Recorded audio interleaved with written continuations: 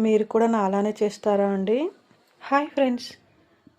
ఇంట్లో ఏమైనా స్నాక్స్ లేనప్పుడు లేదంటే ఏదైనా చేయడానికి బద్ధకంగా అనిపించినప్పుడైతే ఇలా పాలు తాగమంటానండి పిల్లల్ని. మా చిన్నమ్మాయి అయితే చాలా ఇష్టంగా పాలు తాగుతుంది. కానీ మా పెద్దమ్మాయి 99% పాలు తాగదండి.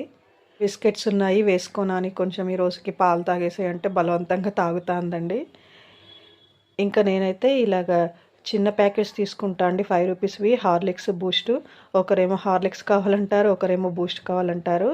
అవి పెద్దవి తీసుకుంటే డ్రై అయిపోతున్నాయండి. గడ్డ కడుతున్నాయి.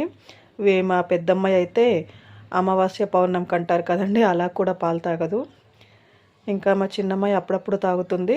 అది ఇంక ఓపెన్ చేస్తే తొందరగా డ్రై అయిపోతుందండి. అందువల్ల ఇలాగ నేను 5 రూపీస్ ప్యాకెట్స్ తీసుకుంటున్నాను. ఇవైతే ఒకేసారి యూజ్ చేయొచ్చండి. ఇంకా పాడవుతాయన్న టెన్షన్ ఉండదు. ఏంటో ఇద్దరు హార్లిక్సే వేయమన్నారు. ఇంకా సరే అని హార్లిక్స్ వేశాను. ఈ కప్ అయితే బూస్ట్‌కొచ్చిందండి. విరాట్ కోహ్లీ ఉన్నాడు కదా క్రికెటర్. అప్పుడు బూస్ట్ తీసుకున్నప్పుడు వచ్చిందండి. ఇంకా మా చిన్నమ్మాయేమో బ్రెడ్ వేసుకొని తింటుంది.